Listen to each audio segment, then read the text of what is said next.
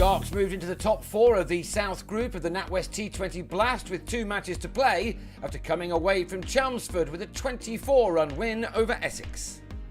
Batting first, both Chris Nash and Luke Wright were soon enjoying themselves as they opened up with a stand of 43 in the first 5 overs. Nash was the first out for a 16-ball 25, while Wright went for 32. The score read 78 for 2 after 10 overs, and then the 11th, delivered by Ashar Zaidi, was spanked to all parts of the ground, with Phil Salt going berserk with 2 maximums and 2 fours in an over which went for an incredible match-altering 28 runs. Ross Taylor also clearing the rope off the spinner. Salt was out for 33, Zaidi with the catch off Ravi Bopara, which had the Sharks on 106 for 3 in over number 12. Bopara claimed his second victim as Tom Wesley took another catch in the deep to dismiss Matt Machin for 5. And then Taylor was run out for 24 with a total on 122 for 5 with 34 balls of the innings remaining. That the Sharks ended with 200 runs on the board was largely down to a rapid finish, with Chris Jordan and Craig Kachopa both finding the middle of their bats to very good effect. 40 runs came off the 17th and 18th overs combined, with Jordan producing a thrilling innings of 45 off 21 balls. Kachopa was out for 18, but the Sharks were still able to get to 200 for 6 from their 20 overs.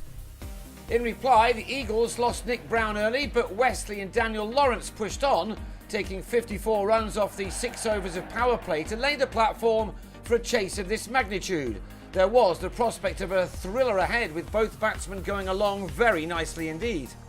It was left to Jofra Archer to get the breakthrough, a slower ball too good for Wesley, who was legged before for 23. Will Beer then dismissed Lawrence the same way for 36, leaving it to Zaidi to try to make amends for that very expensive over.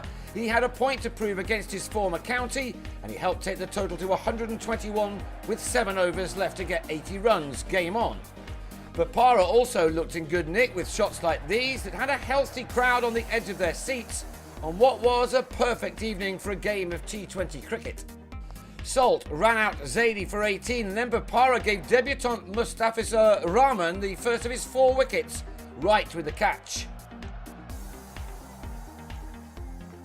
James Foster and Ryan Tenduskarter kept their side in the contest, but in spite of these boundaries, the target was still as tough as requiring 52 from 16 balls when Foster was bowled behind his legs by Rahman.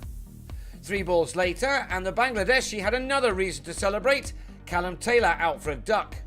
The Eagles' last hope now lay with Tenduskarter, who still had his eye on the prize, even though time was rapidly running out for his team.